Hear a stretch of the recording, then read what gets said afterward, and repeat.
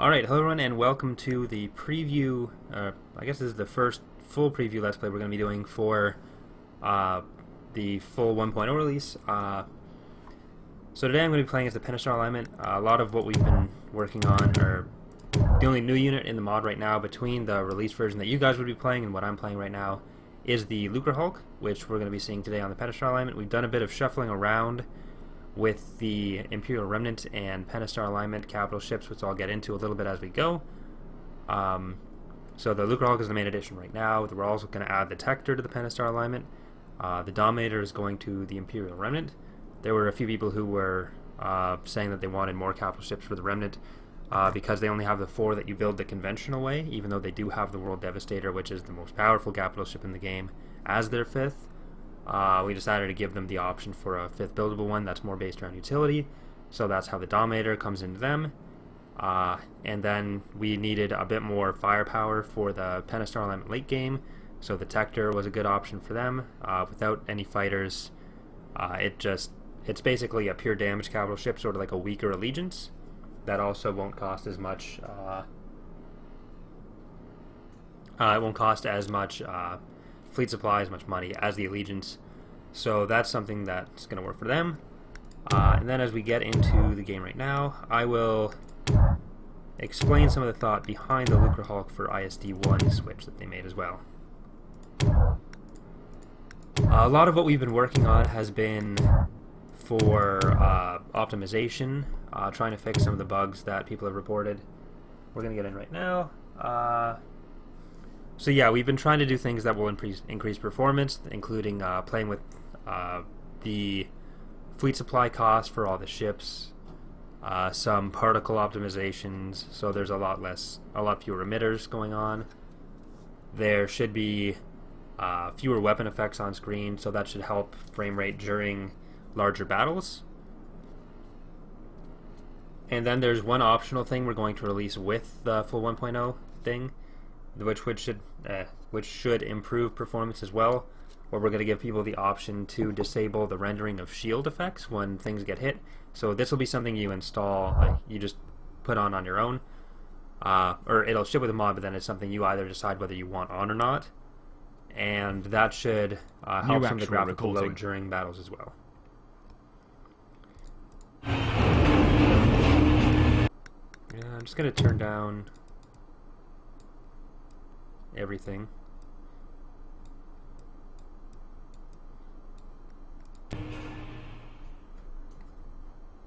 So the Lucrehulk, I've been working on the skin, so there's still some things that are unfinished about it, but it's right here. So yeah, they lost the Lucrehulk, or they lost the ISD1 for the Lucrehulk. This will give them something that can take a bit more damage early game, but it won't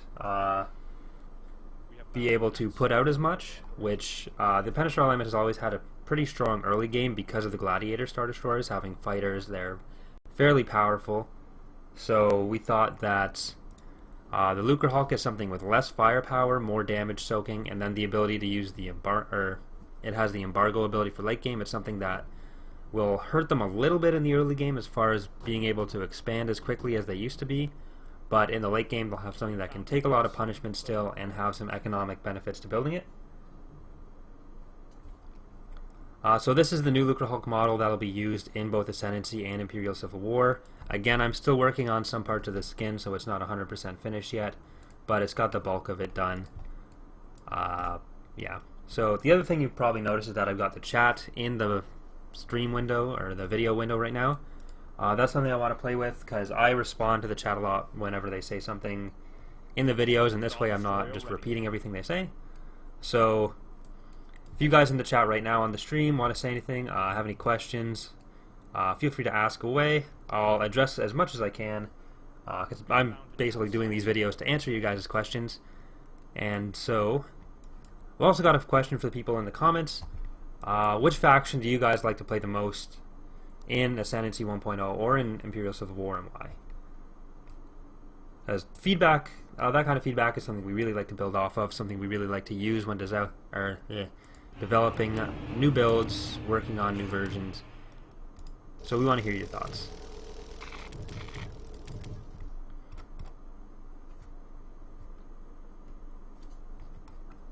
we'll start off. I think we're going to go to Ord Mantell. We've got one of every faction in this game right now. So hopefully we'll find out fairly soon who's where. So Admiral Vogel asked... Oh yeah, I don't have to do that. That's why the chat's there. See, this is great for me. We have found an apt site for further operations. So the Imperial Remnant, they're gaining the Dominator from the Pentastar alignment. They're having fewer overall changes than the Pentastar alignment. However, they're also losing the Immobilizer to the Pentastar alignment, but getting the Vindicator. So they'll have a bit more firepower in their cruisers, but they're losing some of that utility, which is going to the capital ship section for them. This also means that both Imperial factions will still have an interdictor. These are the changes for 1.0 specifically. Whether or not we change anything for them going forward from that, I don't know. The New Republic is getting one or two changes as well. Primarily, the first thing we're going to be working on is getting the Ferret Scout replaced with like a smuggler ship that's going to act as their sort of recon vessel, so YT freighter of some sort. Technically, their military scout was the Ferret. However, we're trying to go for something that's... We're trying to tie them in a bit more with their smuggler allies.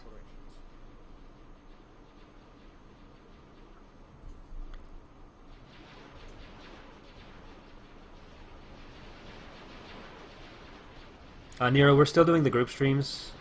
It's just for the last week I was working on Saturday during the time we normally would have done it, and Tim's been fairly busy.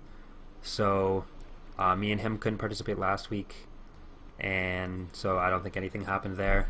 And this week, Tim's still busy, Bullet's still busy. I don't know what Naruki and Legion are doing right now, but we didn't really talk about doing anything. I'd been planning on doing this Ascendancy stream. So we'll be back. I'll be back with those guys probably next week. Next week's actually... Or next Thursday's my birthday, so Saturday will probably be something else. Destroy that target. Oh, we are, as far as the Imperial Remnant goes, we're also still playing with the idea of making the Sovereign and Executor buildable at the same time, so you can have more than one Titan. However, that would mean the Sovereign is also limited to one at a time. Or one ever, sorry. We have found an apt site for further operations. You'll also notice that the skip ray has been moved into a specialty ship slot. And they got the TIE Bomber, not the PIE Bomber. That'd be a very different ship.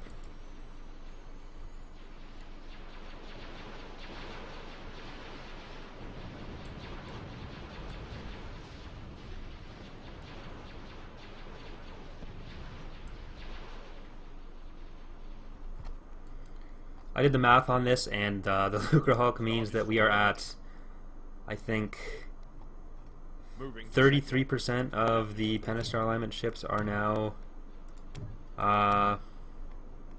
Clone Wars ships.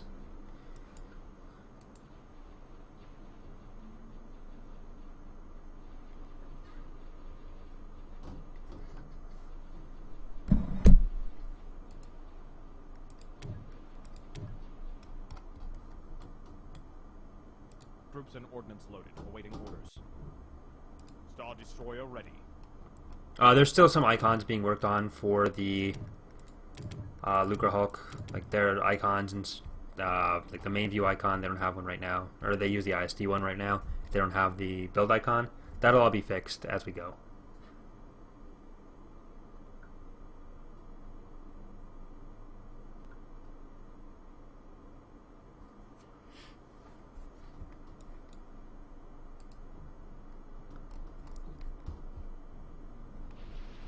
I honestly rarely use the developer version. Part of the reason for that is because the degrading systems ability, having any ability in the 5th slot on capital ships will cause the developer version to have a fit, because this button overlaps it in this screen, so it says there's overlapping UI elements, which doesn't matter as far as the game is actually concerned, but when you're trying to use the developer version, unless you just turn off all error logs, then it's... which is probably a better idea anyways. But it's kind of what I'd use it for, so, you know.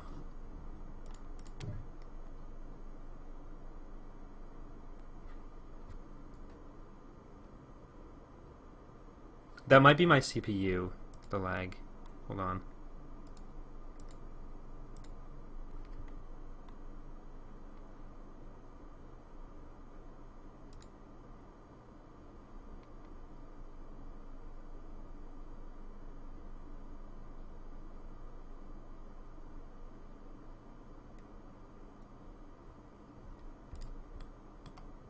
Star Destroyer ready.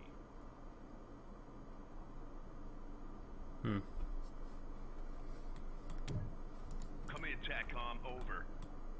Moving to sector. Moving to sector.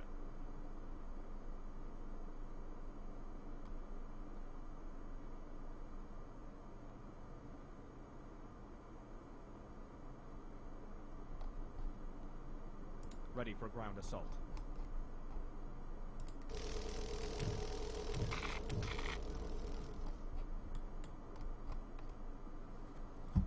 Oh, we've also fixed some of the issues with some ships not firing. There were some changes right before the release that I guess messed up some firing bones that we didn't catch. So they should all be fixed now, all the ones we're aware of.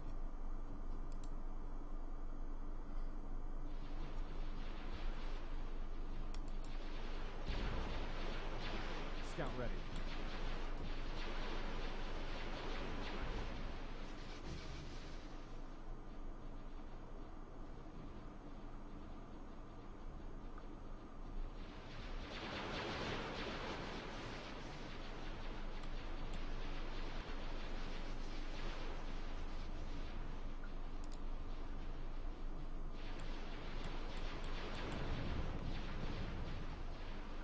We initially planned to replace the VSD in the Pentastar alignment with something else, but after we put the Lucrehulk for them, we decided against it. So there shouldn't be too many more changes after 1.0 to the Pentastar alignment roster. There'll be more done for the Empire of the Hand in 1.1, but as far as the 4 existing factions, that's about it. We'll be working on like indigenous stuff, on the all the map stuff.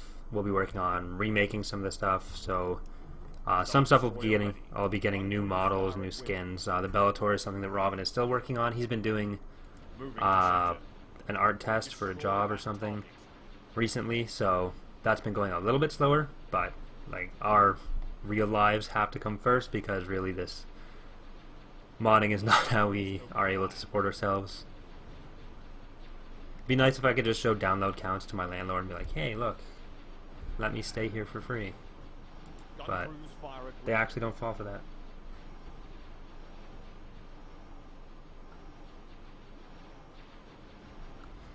Thanks, Vogel.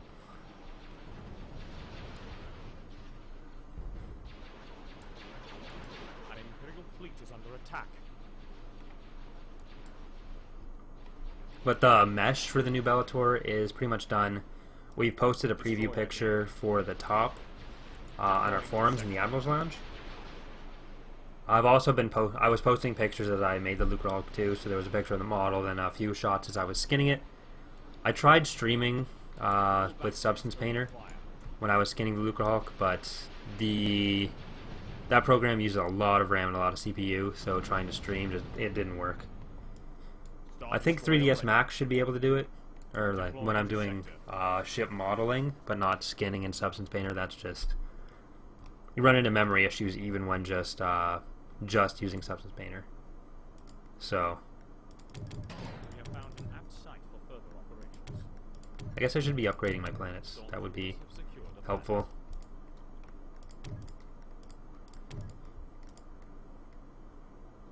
So here's the immobilizer.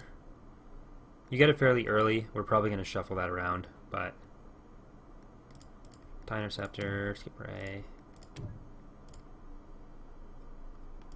There we go.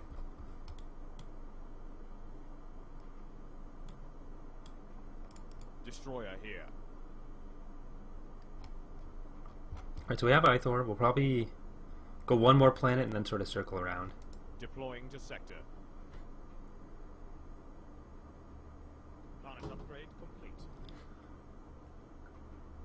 That would really depend. If you're talking about taking a model from another game and just having it in that game's format, like if we were just trying to go from Imperial Civil War to Ascendancy directly, that would be a bit harder because you have to sort of import it from the other game, get the text, like sort of dissect the texture into what you need from it, and then going from there. However, because we have, like, we made all the source files, like we made all the shifts for ICW, we're making all the shifts for Ascendancy, we have all those source files and we can just go from the native formats to Ascendancy or to Imperial Civil War from those, which is much easier. En route. So you only need XSI to do the models and then Photoshop or Substance Painter to do the textures. Substance Painter, it's great for textures because you can just sort of export, you paint it all in the program on the model, and then you can see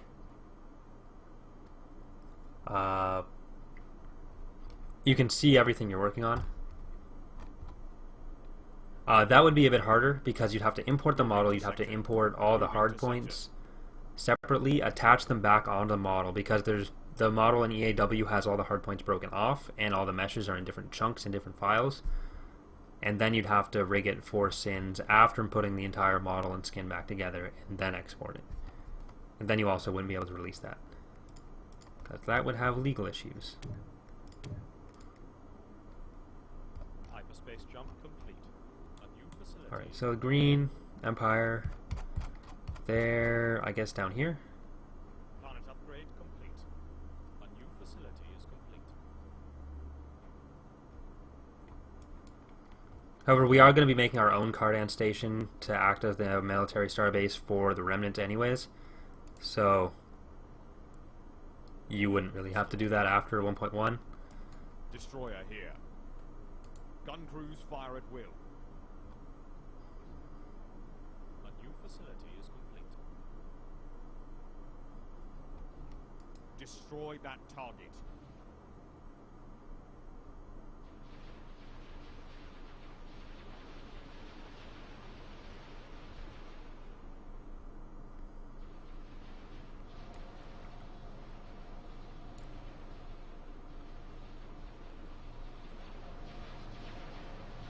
The current Imperial military station model is just going to be used for like their hero-based thing, the thing they start with at their capital that lets you spawn in any heroes in future versions, plus some other stuff that we want to do. But the Pentastar alignment will be getting something based on Naval Station Valaduja from the Essential Guide to Warfare, and the Remnant will be getting the Cardan Station from Empire War as their military station. I'm back to trying to finish a 4th Empire of the Hand capital ship for the full 1.0 version, so I don't think we'll be able to do any of those station replacements for the full 1.0. However, that should all be stuff we do for 1.1. Because we want to get 1.0 out soon so we can really start working on 1.1. We've really just been waiting for the what's it called? The full 1.83 patch to be released instead of just the beta. But Stardock hasn't really said anything about that for a while, so we're gonna assume that nothing they're doing is going to break anything beyond what it already did, and that anything compatible with the 1.83 beta will be compatible with 1.83 full. We're just going to try to finish what we have in the works right now. Then after that, we should be good to go. And hopefully we won't have to release anything else to patch it after that, and we can start working on the big stuff we want for 1.1. The resupply station is based on Valaduja, but it's a much smaller thing. So we take a lot of the similar design elements and try to put on some of the bigger parts that we left off when we were making the resupply station.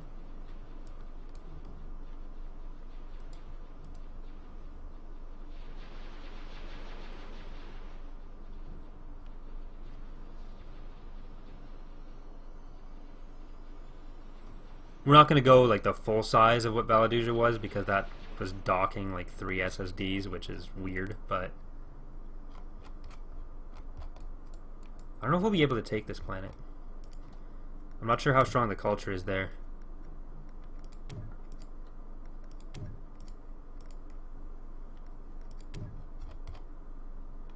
Captain reporting. An Imperial fleet is under attack. Destroyer here. En route. No, we'll find out.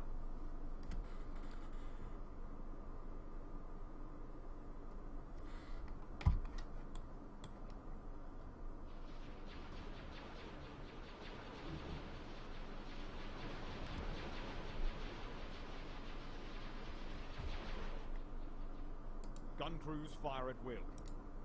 Star Destroyer ready.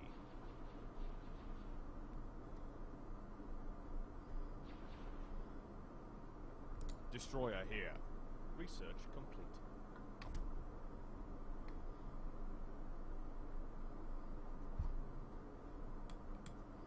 Stormtroopers have secured a planet. Alright, so we got that planet. I think we're going to do an episode break there for YouTube. So the stream's going to keep going, but if you're watching this on YouTube, please remember to like, subscribe, all that fun stuff. It really helps the channel. One of our systems is under The attack. next episode for this will be continued on the stream right now, but it'll be up in 2 days on the channel. So Corey loses on YouTube, Corey loses on Hitbox.